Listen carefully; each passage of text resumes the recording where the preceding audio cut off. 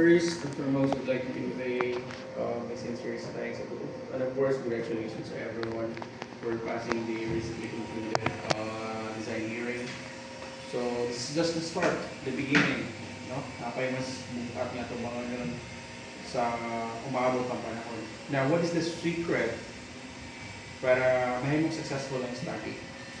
Always coordinate with your advisor. Margin na yung pinaka-importante.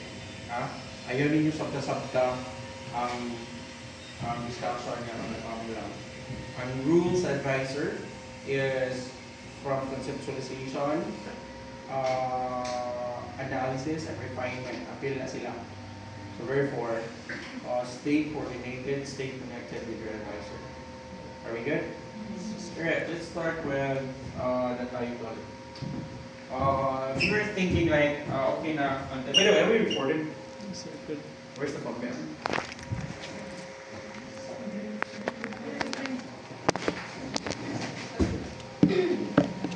Okay. First things first, in title, you have to be reminded to establish the purpose and the point of utilization. Okay? Say for example, AI, utilization of AI. We can use AI in different ways, right? So it may be in a form of concept, maybe in a form of making papers explicitly. So dapat naatay point of utilization na ma-storya. Anyway, that title of yours now is still a running title. It can still be changed. So ako na nang iso to sa inyo in advance. Now, how to write the proper way rationality. Alright. Mabasa? Mabasa ang milad ng jugong agi. So rationality. Or the background of the study. Background of the study. And old and traditional way, we used to write rationale and background of the study in this way. Before, in our time, we only have 4 areas nga mong gisunod. The first one is, what is the study all about? Mao na number 1 na mong isuwat. Ikaduha, what is the study all about? Number 2, what are other authors say? So in this particular section, this is where we can be able to identify the current state of knowledge in understanding the phenomenon that you're about to analyze. If you are about to analyze AI adoption, you have to make sure that under literature, makit-andre sa what our other authors says based on the literature, kung giunsa nila paggamit o pagsabot ang AI adoption. Or when we talk about food processing, makita na to nga, ang current state of knowledge sa food processing dahil kung maghimo tag chocolate using saba, yun ani raday ang mga ingredients nga gigamit. And ang processes nga lang gigamit, yun ani ra po di ay. That deals with the second paragraph or second section. Okay? The third one is the gap. Always remember, if you can be able to distinguish or identify the current state of knowledge in the literature, you can now cite your gap. Makita na sa literature kung unsay gap. For example, what is your study all about? AI-assisted animation. AI-assisted animation. Okay. Sa AI-assisted animation, under the literature, one previous scholar cited nga ang AI-assisted instruction sa program. Sa video AI-assisted sa AI-assisted animation. So, muingon tayo si previous scholar 1 nga na siya idea nga kaning AI kung gamito na to when we create any form of content, very easy, very interesting, very da. So Another previous scholar stated that bisan unsa ilang mga sentiment pertaining to AI, hantod na asa if imo na sadyang i-compile tanan, this can forms your literature, and this is where you can also identify the gap. Kung tanang from previous scholar 1 until 50, majority of them claim nga panagsara gamiton sa AI when you do animation, that is now clearly the gap of the study. And that idea should be indicated under this paragraph. Okay? So it is very important for you to know the current state of knowledge, because that has something to do with when you try to establish the gap. Dira na ninyo makita. The fourth one is how to address the gap. So this is now your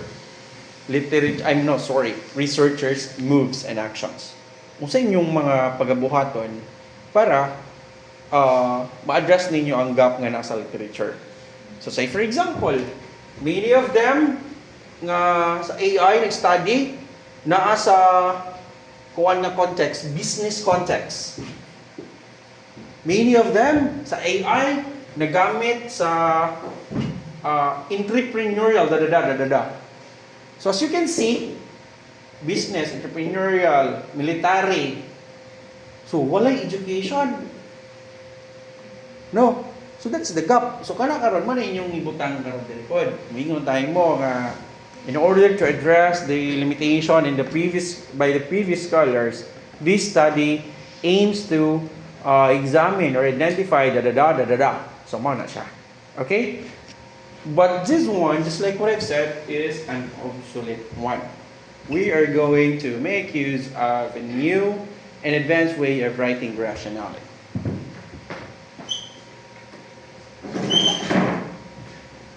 Alright. So I will introduce to you now this structure. We call it brief gap.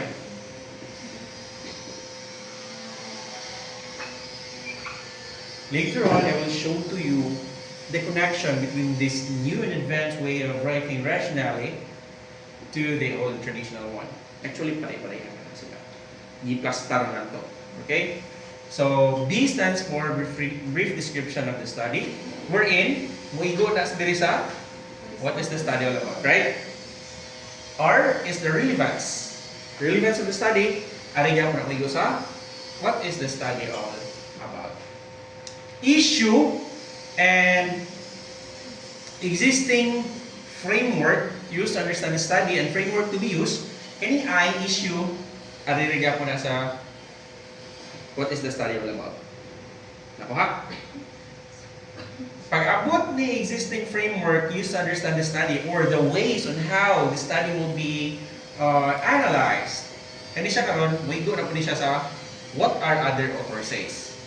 Existing framework man used to understand the study. And F, framework to be used in the study. This is now your framework.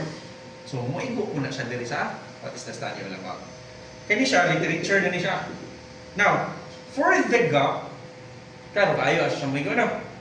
We have gap also in the old ways of writing the rationality.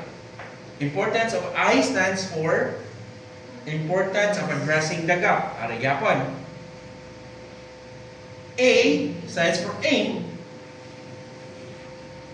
how to address the gap. Methods deals with how to address the gap. As you can see, there are different sections or parts that has been integrated into the new, in new methods. Diba? So kung tanaw nimo, parihara na sila. Gitagaan na natong section kung asa mas maklaro nato nga mauday na si diha. Kaniday nga part diri nag-istorya dinhi bahin sa mga previous literature. O kaniday nga part diri may bawaan na to nga mao din importansya nganong ato ning gi-conduct ning study. Okay? That's good. The next section there in your paper happens to be let me go directly to the methods. So methods can be dissected in research design, RD, RF, research low. What else? Environment, instrument, sorry. Yeah. Research design, research framework, environment, instrument, data, gathering, analysis, and then data analysis procedure. Baka na, for example. Kung saan na to nga mas mahimong bugat ang paper. So instead of saying only that data gathering procedure involves asking permission, mamana kasagaran sa inyo, ano? Maon, mong itudlo ni AI, sir. No? How to write data gathering procedure. May nga mas AI dahil nga. In the gathering procedure, first thing I want to do is to ask permission from Mato ang inyo, ardighanan ako nakita nyo, araw-araw tayo kintahay nyo. Kaning araw, mabutahay diri, dalayan po nyo box diri.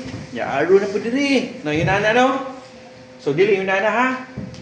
So, let me start with the research design. Just like what I've said, ang research design deals with the entire concept of the paper. Starting from contextualization down to data analysis. Ligsan ninyo sa dagan sa istorya ang methods. Dapat maka-mention kag methods dire. Research framework. Do not get yourself confused. Conceptual, theoretical, dalawa sa panila, they are all the same. Framework to be used in your study. In other words, this will serve as the foundation on how your study will be done. So yun na may tabo. Environment, instrument,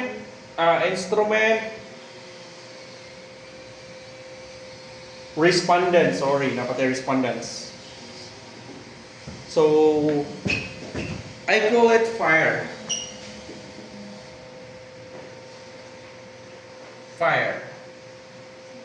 Fireball.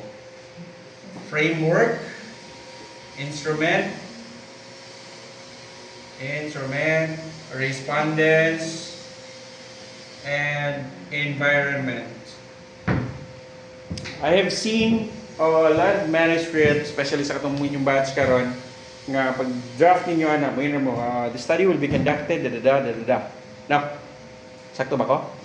Alright. We're going to change that one kay obsolete na siya nga paagi sa pagsuwat sa paper, ha?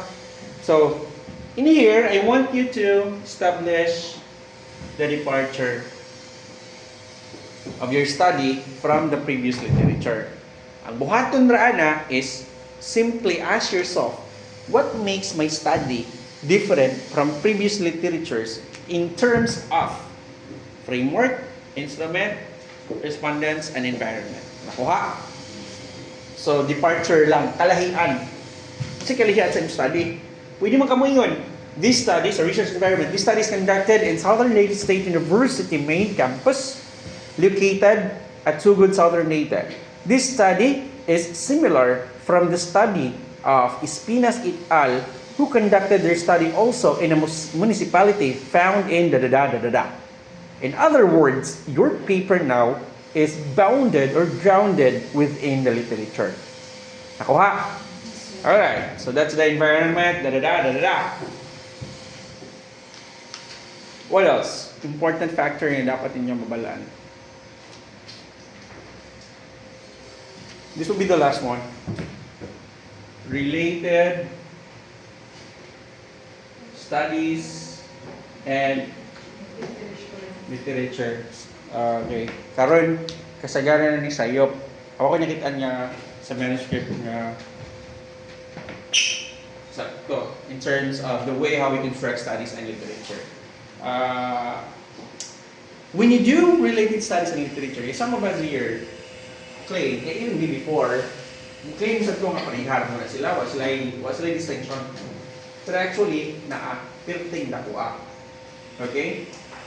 So when are we going to use studies and where are we going going to use literature. Okay? In studies, let's start with literature.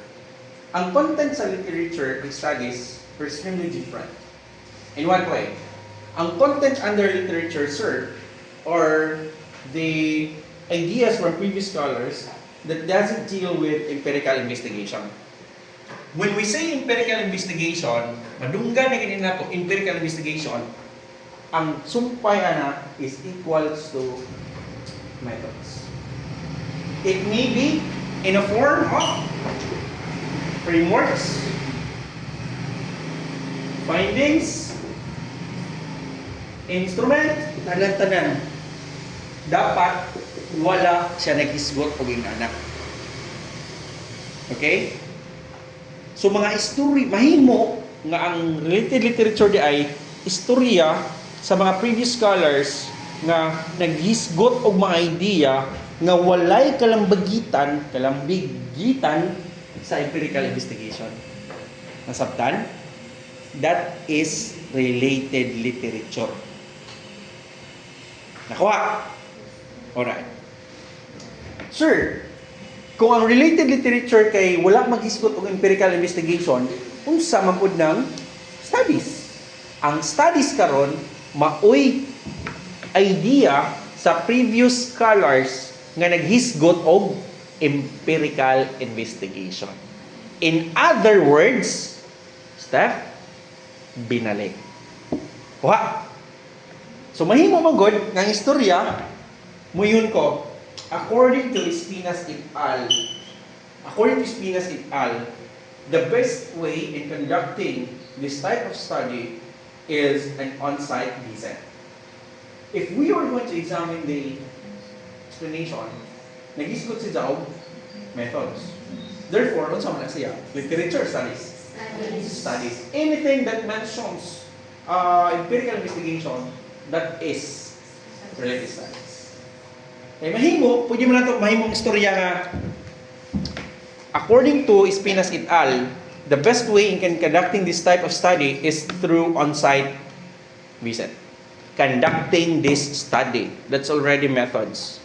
Diba? So, kung ato nang himuon nga non-empirical investigation, pwede rata moingon nga the study was conducted on-site. Wa siya magnisgot o involvement sa method nga inanion. Ninghatag ra siya nga idea nga gikandak ang study on site. The study was conducted on site. Ang literature, ang studies, according to Espinas et al., it is the best way in conducting this type of study of adapting AI, is through on-site visit. Di ba? Method siya. So that's the difference between the two. Naka-G, waka-G. Very good. Some more. Let's deal with theoretical background.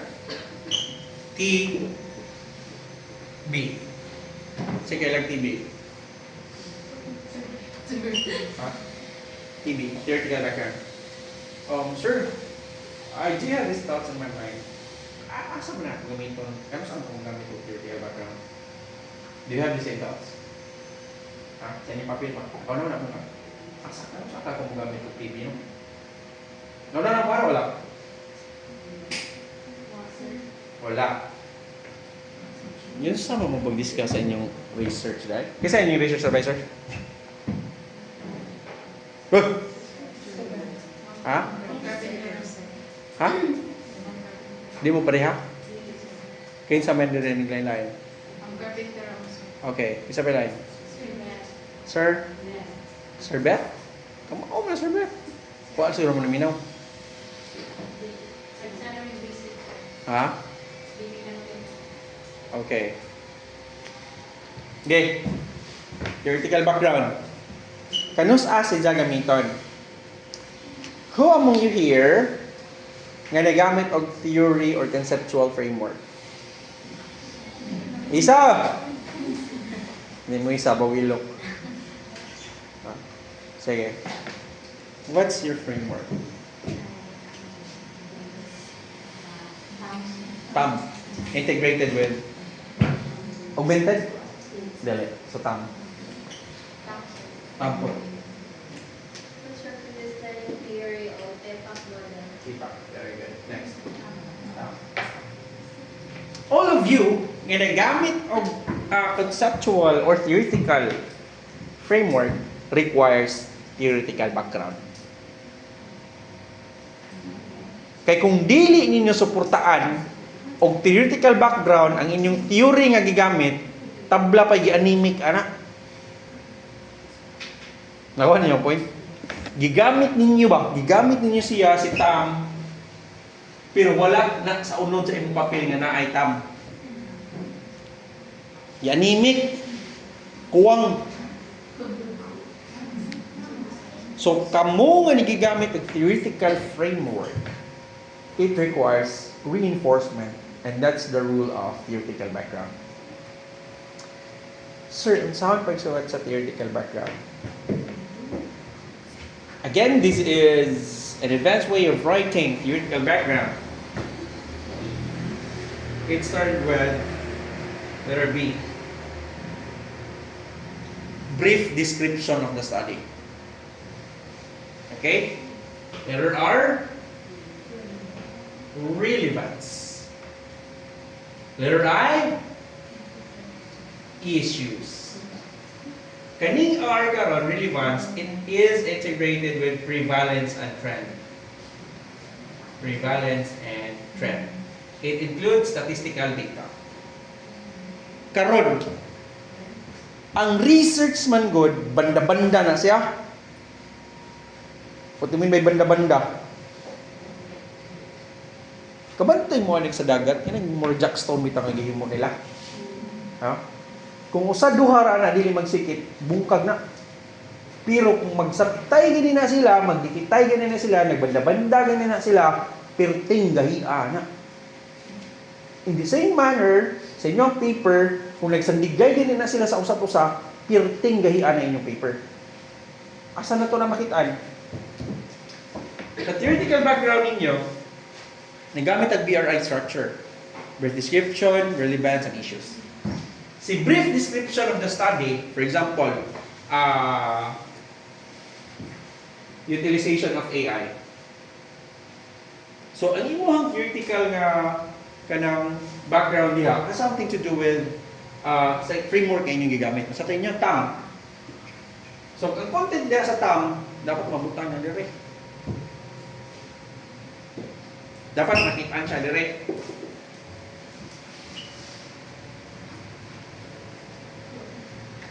So, balik ko na po. B, asa na siya mabanda? Sa inyo rationale. Di ba natay sa brief game kay brief description? Ang R, adto gyapon mo igo.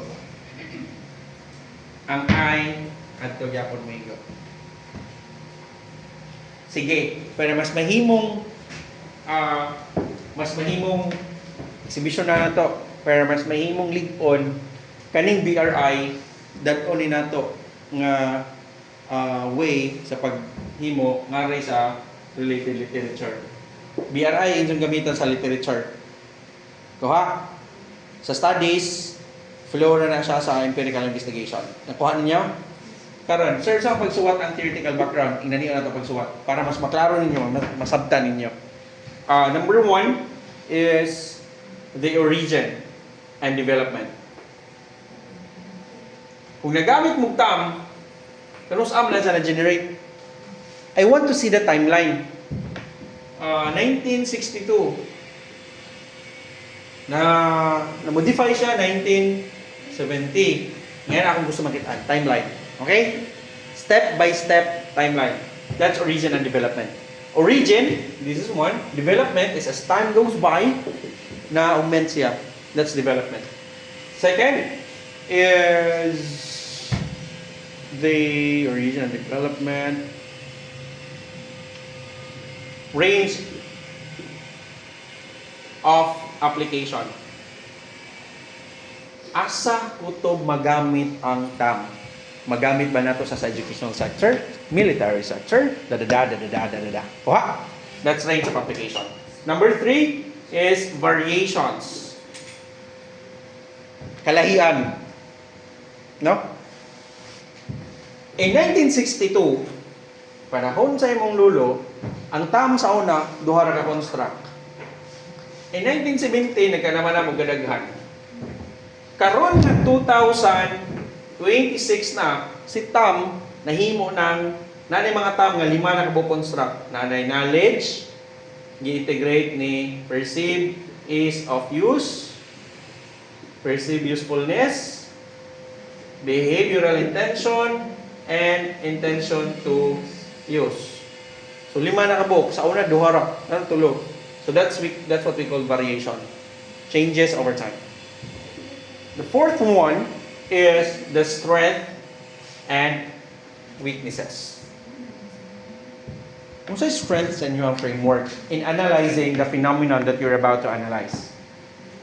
Unsa man kalig-on ang imong framework para makahatag siya og sakto nga mga data og discussion and results sa gusto nimo maibawaan. Nakuha ninyo? That's strength and weaknesses. Again, that is for the BRI. BRI for literature, and this one is for theoretical background. Questions?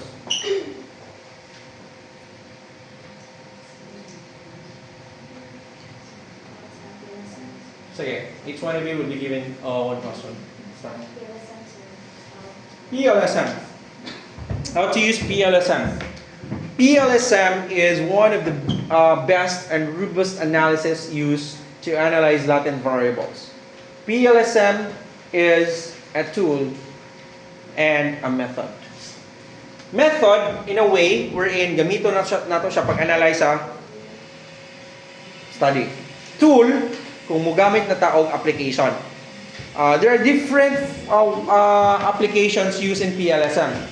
One is the work PLS, and we also have smart PLS and others. Okay? So you have to differentiate when are we going to call PLSM as a method and when are we going to call PLSM as a tool. Method siya kung gamiton nimo sa study.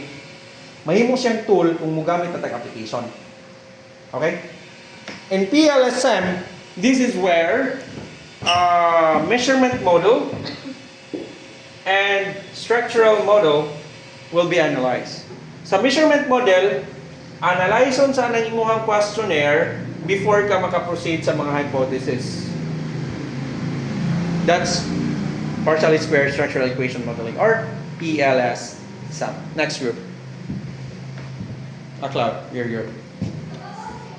Nakawag sa kantong pa-answer sa multiple indices. Come again? Sa multiple of indices. Model fit of indices. Alright. Model fit of indices is under the structural model. Si model fit indices examines kung imong model is the best fit to analyze this particular study. Measurement model. Sa measurement model, tulo na sila. Indicator loading, convergent validity and reliability test using Fortner-Larker criterion. Ang ikatulo is still validity and reliability test using HTMT ratio. Kung pasar ganyan itong model nila, ari na tamuso sa structural. Sa structural, this is where model fit indices comes in. Number 1. Number 2, this is where coefficient of determination comes in also. And the last one, under structural model, is the results of hypothesis testing, wherein we are going to examine the beta values, F-squared values, and by the way, the beta is the strength and direction, beta, and then the path coefficient, that's beta, and the p-value, which we are looking forward that the result should be less than 0.05. Did I answer the question? Hindi na ako sa usa lang sa akin. Next group.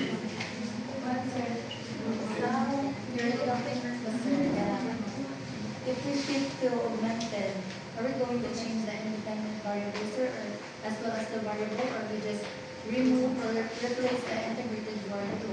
Correct. Kuya, where's the right please? Let's draw your model.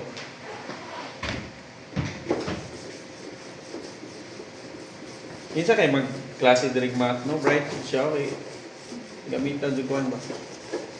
Sure ko ang nagklase yan, hindi matugan. Pag di siya matugan, baka pun siya, no? Sakto ba? Hindi mo siya matugan. Therefore, baka pun. Hoy, sakto dali. Minsan kayo nagklase direct. Let us draw your model. Sige.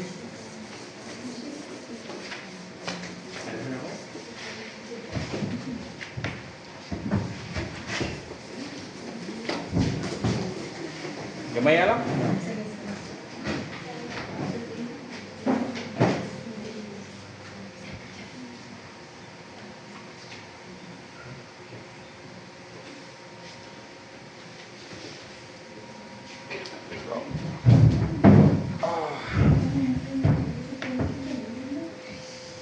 Okay, perting nakuha. Ang bebe. Ako na lang tanong sa inyo.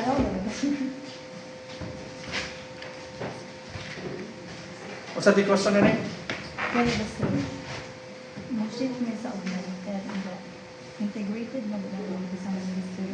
Kaya so, augmented na lang mag-shift sir. O sa main yung gamitan dyan? Kaya nandun ka sir. Ang constructivist and asa lang ito? Pagkatong Oo, alam mo. constructivist pagkatong Yan eh. TPAC model sir.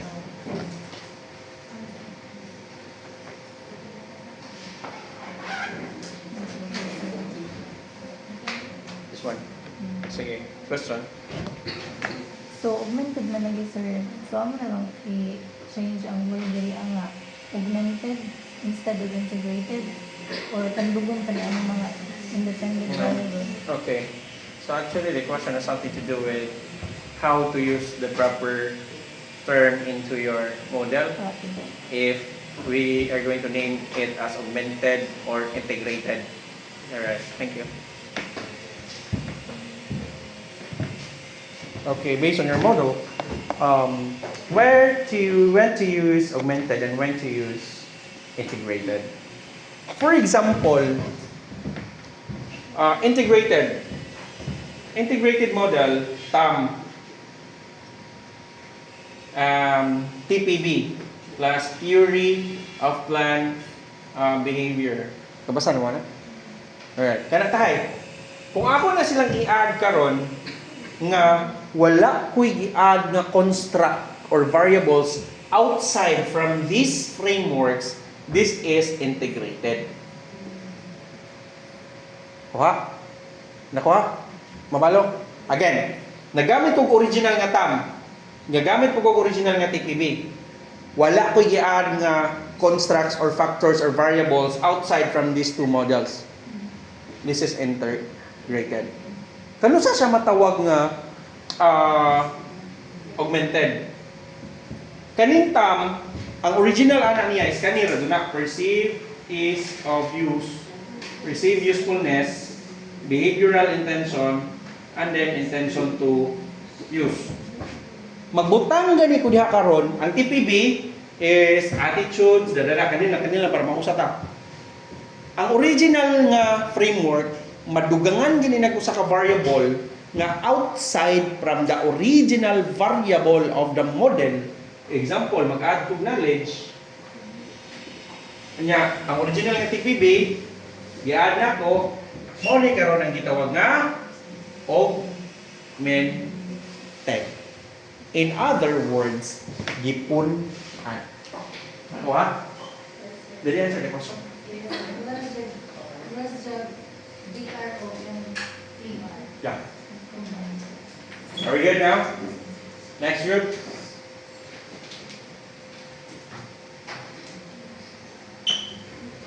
Na may answer.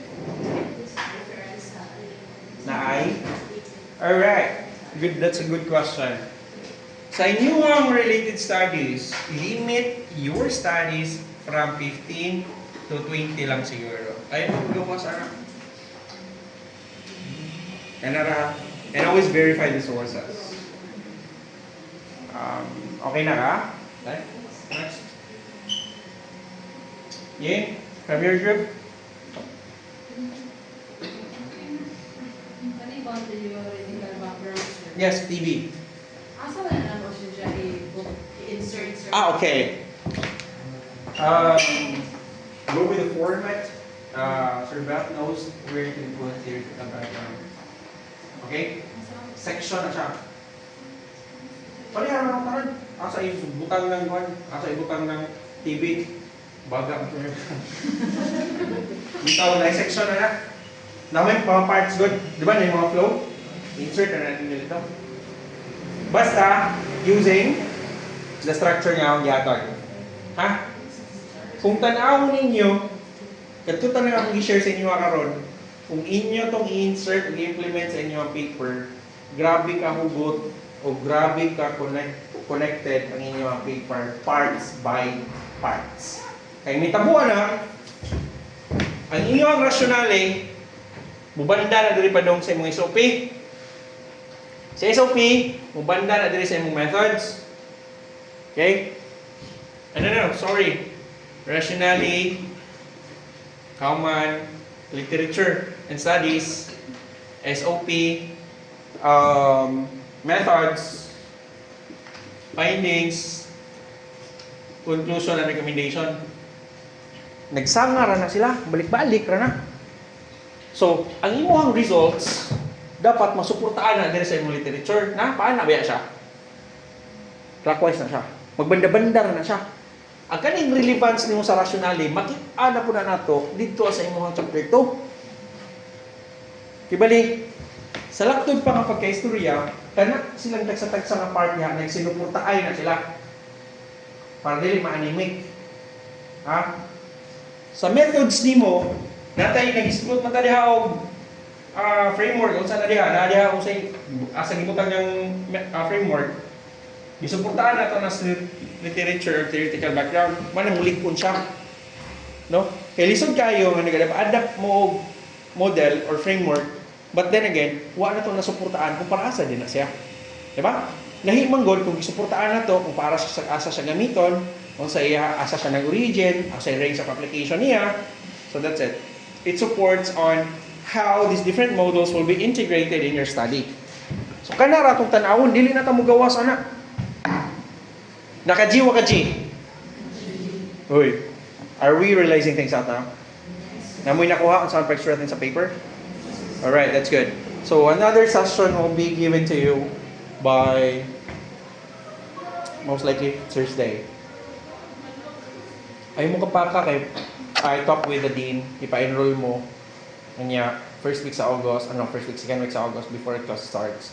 Dapat makasubmit ang compliance. Therefore, naka-enroll naman mo karon no? Alright, good. Katong wala pa naka-enroll, maka-enroll mo bisag wala pa may compliance anang thesis A. I-add na ninyo ini ka. Ugma pa man ang last, di ba? So maka-enroll pa mo thesis B. Enroll mo dahil thesis B. Okay? So mura nga naka-sure ba nga mahumad jud na sure enroll na thesis B. Bitaw. The very secret on this stage is stay coordinated with your advisor. And actually, please consider this time very crucial, very, should I say, very kapoy. And this is where your patience, teamwork, coherence to work with one another must be highly established. Dire mo so na inyong kay ubos, unsa pa na sanay na magaling mo nga proposal pa mo, unsa na kang moabot mo sa final defense as in. And good for you is naapod mo assist ninyo manay nakalindot dira. Can you imagine doing all those parts without having this kind of discussion? Ang nanaan ninyo, mura nag-animate yung papel. Maawaw tayo percent na. Yun na importansya niya. So, this will be the first and the last nga discussion na entertainon ta mo nga di mo kompleto. The next time nga na mo consultation nga di mo kompleto, dili ta mag-istorya. Mari ang gapon mo na ho, nga sir. Sinsin niya sa kamo ni bala sa buta na. Ha? Balyag, mo ka na balyag. Mag-amang-amang ba? Alright, so I hope you learn out from this discussion right now. And second section, anyway, polishing naman ta. Dili po na nato i-totally polish ang inyong proposal kay naparay possibility nga ma-change as we move to the final manuscript. Napay mga possible changes sana. Refinement tawagan na. Alright, so that'll be all for this afternoon, and I am going to see you again by Thursday with your progress in your paper. Alright? So buhaton ninyo current state. Alright. Current state status. Mo ni ang comments nako. And then progress. Sorry. Date pa ni dere. Agaman progress. So baseline date na to karon today is August 3. August 3 wala pa mi nahimo. August 4 tomorrow done. Charot lang. Dan soy ba? So done. Wala kay bawde mahumanan ninyo. Kani nga comment mahumanan na mo sir. Ya ipakita na ko. Okay? This is what we call monitoring. So I hope you learned that from this discussion, and ability forward as you try to polish your paper, mas malipon siya, nga dili ta mauwaw nga mo kabihan ang creditor or inyong book butang ra sa library, di ta maikod ba? Ha? So always ask assistance if ever na yung mga kalibugan. Again, ayaw mo pag maumaw o interpret. Ha? Kaya maumaw ganun mo interpret, gitawag na siya ang mais-mais. Mais-mais na pagsabot. Murag tinuod, murag dili. Are we good? Yes, sir. Alright. Aklaw, nako i-sugo balik ko sa research. And pangita sa mga label, nakakay ko ang document ma'am, and balik sa iyo para sa document ni Dalaw. Mabalo. Mabalo. Step, add ko ka sa QA office, ito chat. Admin building, ano ba? Likod na building na quality assurance office. Pangita sa ma'am Doreen, Doreen. Sir, ma'am, di pa ari kong sir, na akong document na sa akin. Alright? Good luck and God bless everyone. Yeah. Nag-iisip ka. Kasi kita na po yung pakulit ako na